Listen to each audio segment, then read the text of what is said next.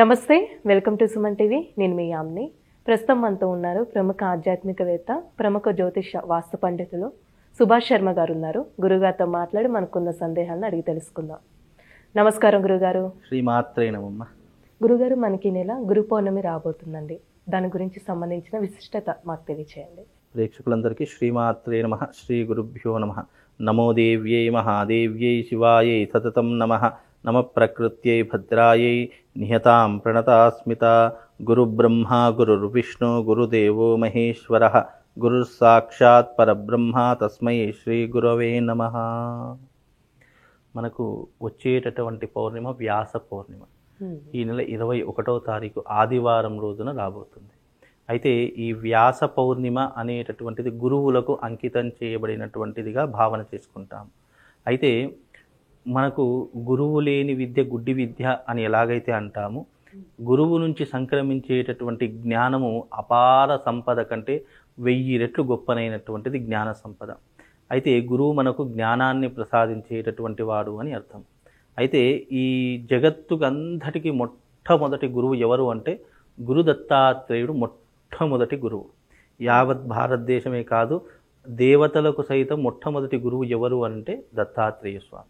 ఆ తర్వాత గురు పరంపరగా వచ్చినటువంటి మహానుభావులు ఎందరో ఉన్నారు. జగద్గురు ఆదిశంకరాచార్యులు, అలాగే ఎంతోమంది పీఠాధిపతులు వాళ్ళ యొక్క అనుసారంతో ఇప్పటికీ కూడా మనకు గురుతుల్యులుగా ఉన్నారు. అయితే గురువు లేకుంటే గనక ఈ సృష్టి అనేటటువంటిది అస్తవ్యస్తమయ్యేటటువంటి ఎన్నో రకాలైనటువంటి సంఘటనలు ఎదురయ్యేటటువంటివి. ఇప్పుడు గురువు జ్ఞానబోధ చేతను గురువు యొక్క అడుగుజాడల్లో నడుస్తున్నాము అంటే గనక ఆ పరమాత్ముడు మనకు నిర్దేశించినటువంటి మార్గమే గురు ఉపదేశం. అందుకే గురువులు అనేటటువంటి వారు ప్రతి ఒక్కరికి జీవితంలో ఒక్కొక్క గురువు ఉంటాడు. విద్య నేర్పినటువంటి వాడు గురువే అవుతాడు. మనకు జీవిత గుణపాఠం నేర్పినటువంటి వాడు గురువే అవుతాడు. అలాగే మనకు వృత్తి నేర్పించేటటువంటి వాడు గురువు. అలాగే మనకు జీవితంలో మొట్టమొదటి గురువు దేవుడైతే రెండవ గురువు తండ్రి అని చెప్తారు. అలాగే ఈ యొక్క వ్యాస పౌర్ణిమ అనేటటువంటిది, గురు పౌర్ణిమ అనేటటువంటి గురువులకు అంకితం చేయబడినటువంటిది అని అర్థం. అయితే ఆ రోజున గురు పౌర్ణిమ రోజున ఎక్కువగా దత్తాత్రేయుని యొక్క క్షేత్రాలు, దత్తుడి యొక్క ఆలయాలు ఎన్నో రకాలుగా. సాయిబాబాకి సంబంధించి కూడా చేస్తారు. ఇక్కడ సాయిబాబా అనేటటువంటిది ప్రాచుర్యంలో లేదమ్మా. అంటే చెప్పుకోవడం అంటే మనము పురాణం ప్రకారం చెప్పుకున్న, వేదం ప్రకారం చెప్పుకున్న సాయిబాబా అనేటటువంటి వాడికి ఏంటి అంటే ఇక్కడ ప్రధానంగా గురువు అనేటటువంటి స్థానం మనం కల్పించినటువంటిదే తప్ప సాయిబాబా ఎక్కడా కూడా గురువు అని చెప్పుకోలేదు. అలాగే నన్ను గురువుగా మీరు పూజించండి అని ఎవరికి కూడా చెప్పుకోలేదు. ఆయనను మనము భక్తిపూర్వకంగా భక్తిని చాటి చెప్పుకోవడానికి గురు స్థానంలో పెట్టినటువంటి వారు సాయిబాబా. కానీ మనకు మన సనాతన ధర్మంలో గురువు అయినటువంటి వారు ఎవరు అనంటే గనక గురు దత్తాత్రేయుల వారు చెప్పుకోవచ్చు. అలాగే జగద్గురు ఆదిశంకరాచార్యులు మన గురువుగా చెప్పుకోవచ్చు. ఎందుకంటే వాళ్ళు కారణ జన్ములు. వాళ్ళ యొక్క జన్మ అంతా ఇంత అయినటువంటిది కాదు. వాళ్ళు లోకాన్ని ఉద్ధరించడానికి అవతరించినటువంటి వాళ్ళు సాక్షాత్తు శివస్వరూపులు అని చెప్పుకోవచ్చు. గురు దత్తాత్రేయుడితే సాక్షాత్తు త్రిమూర్తుల యొక్క అంశ అని చెప్పుకోవచ్చు. జగద్గురు ఆదిశంకరాచార్యులు సాక్షాత్తు శివుడి యొక్క అంశ నుండి పుట్టినటువంటి వాడే జగద్గురు ఆదిశంకర. వీళ్ళను గురువులుగా భావన చేసుకుంటూ ఆ రోజున గురు జయంతిని కూడా ఎక్కువగా చేస్తూ ఉంటారు. అయితే ఇక్కడ గురువు అనేటటువంటి దానికి ఎన్నో రకాలైనటువంటి ప్రామాణిక గ్రంథాలు ఉన్నాయి. మనకు జ్ఞానము అనేటటువంటి సంపద ఇచ్చిన ప్రతి ఒక్కరూ గురువుతో సమానము. ఆ రోజున ఏం చేయాలంటే మన జ్ఞానాన్ని మనకు విద్య నేర్పినటువంటి గురువు కావచ్చు, వృత్తి నేర్పినటువంటి గురువు, ఎవరైనా సరే నీకు గురువు అనేటటువంటి భావన నీకు ఉన్నప్పుడు ఆ గురువు గారి దగ్గరికి వెళ్ళి నువ్వు ఆ రోజున ఆశీర్వాదం తీసుకొని రావడం చేత మనకు పుణ్య ఫలాదులు కలుగుతాయి. అలాగే ఇది వ్యాస పౌర్ణిమ కాబట్టి వ్యాసుడు అనేక గ్రంథాలను రచించాడు. అలాగే ఎన్నో రకాలైన పురాణాలను రచించినటువంటి వాడు వేదవ్యాసుడు. 18 పురాణాలను రచించినటువంటి వాడు కూడా వేదవ్యాసుడు. అందులో శ్రీమద్ భాగవతాన్ని రచించినటువంటి వాడు వేదవ్యాసుడు.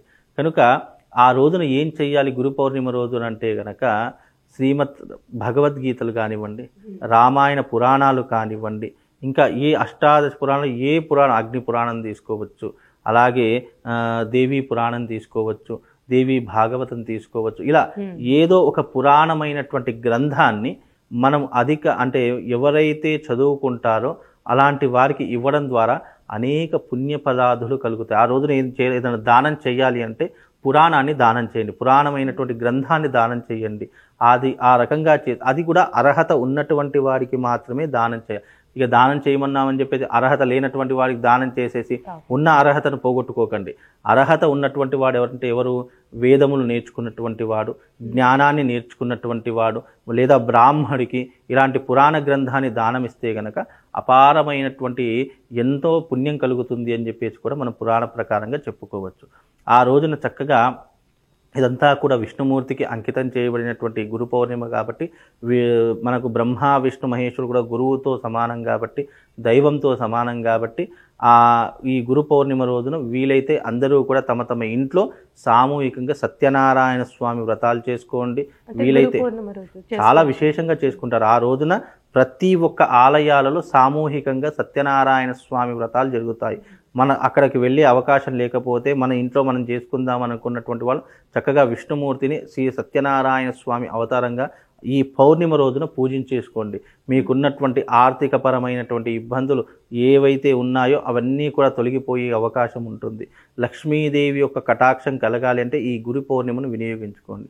అలాగే ఆ రోజున ఇది పౌర్ణిమ చాలా ప్రత్యేకమైనది కాబట్టి మీరు వీలుంటే ఆ రోజున గురు పౌర్ణిమ రోజున సాయంకాలము 7 దాటిన తర్వాత మీ టెర్రస్ మీదకి వెళ్ళి ఒక శ్రీచక్రాన్నో లేకుంటే ఒక శివలింగాన్నో ఏదో ఒకటి తీసుకొని మీ టెర్రస్ మీదకి వెళ్ళేసి చంద్రుడి యొక్క కిరణాలు సంపూర్ణంగా ఎక్కడైతే పడుతున్నాయో అక్కడ ఆ ప్రదేశంలో కూర్చుండి ఆ రోజున శ్రీచక్రార్చన చేసుకోండి. చక్కగా శివార్చన చేసుకోండి. మనం సాయంకాలం 7 దాటిన తర్వాత ఎప్పుడైతే చంద్రుడు నిండుగా ఉంటాడో ఆ సమయంలో గనక పౌర్ణమి రోజు నిండుగా ఉంటాడు కదా, ఆ సమయంలో గనక శ్రీచక్రార్చన చేసిన, శివార్చన చేసిన, అభిషేకాది క్రతువులు చేసిన, శ్రీచక్రానికి అభిషేకాది క్రతువులు చేసిన ఆ పుణ్యం అనేటటువంటిది అంతా ఇంత కాదు. బ్రహ్మాండంగా మన ఇంట్లోనే అంటే టెర్రస్ మీద ఒక్క శ్రీయంత్రాన్ని, ఒక శివలింగాన్ని, ఏదైనా సరే మీకు శివుడు ఇష్టం ఉంటే శివుడు, అమ్మవారు ఇష్టం ఉంటే అమ్మవారు, ఏదో ఒక దాని స్వరూపమైనటువంటి ఒక యంత్రాన్నో లేదంటే ఒక విగ్రహాన్నో తీసుకొని వచ్చి చంద్రుడి యొక్క కిరణాలు ఎక్కడైతే మీ టెర్రస్ మీద పడుతున్నాయో లేదా ఒక ప్రదేశంలో ఒక ఖాళీగా ఉన్నటువంటి ప్రదేశం ఉంటుందో అక్కడికి వెళ్ళి మీరు చక్కగా అమ్మవారిని కానీ శివుణ్ణి కానీ అర్థించండి, అర్చన చేయండి, అభిషేకాది క్రతువులు చేయండి. ఆ పుణ్యం అంతా ఇంత కాదు, కటిక దారిద్రుడైనా సరే అపర కుబేరుణ్ణి చేసేటటువంటి పుణ్యమైనటువంటి పౌర్ణిమ ఈ యొక్క గురు పౌర్ణిమ. ఈ గురు పౌర్ణిమ రోజున ఈ రకంగా ఎవరైతే ఆచరిస్తారో వాళ్ళకు ధన సంపత్తి, ధాన్య సంపత్తి, అమ్మవారి యొక్క అనుగ్రహము, శివుడి యొక్క సంపూర్ణమైనటువంటి అనుగ్రహము, అష్టైశ్వర్యాలు కలిగించేటటువంటి పౌర్ణమి ఈ యొక్క గురు పౌర్ణమి. కనుక ఇవి కొన్ని పుణ్యతిథులు ఎలా ఉంటాయంటే తిథివార నక్షత్ర ముహూర్తాలు మన మనిషికి యోగాన్ని కలిగించేటటువంటివిగా ఉంటాయి.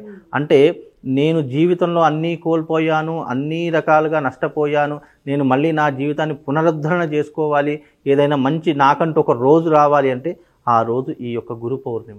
కనుక దీనిని సరిగ్గా మీరు వినియోగించుకొని, ఎవరూ మనకు సహాయం చేసేవారు ఎవరు లేరు. ఒక దగ్గరికి వెళ్తే సహాయం కోరుకుందాము, అతను ఏదో సహాయం చేస్తానని ఆశతో వెళ్తాము, కానీ అక్కడ నిరాశనే వస్తుంది. మీరు ఎవరి దగ్గరికి చేయిజాచి వెళ్ళకండి, భగవంతుని చేయిజాచి అర్చించండి, మీ కష్టాన్ని తప్పకుండా దూరం చేస్తాడు. అలాగే ఈ గురు పౌర్ణిమ రోజున కూడా తప్పకుండా భగవంతుని ఈ రకంగా అర్చించుకోండి.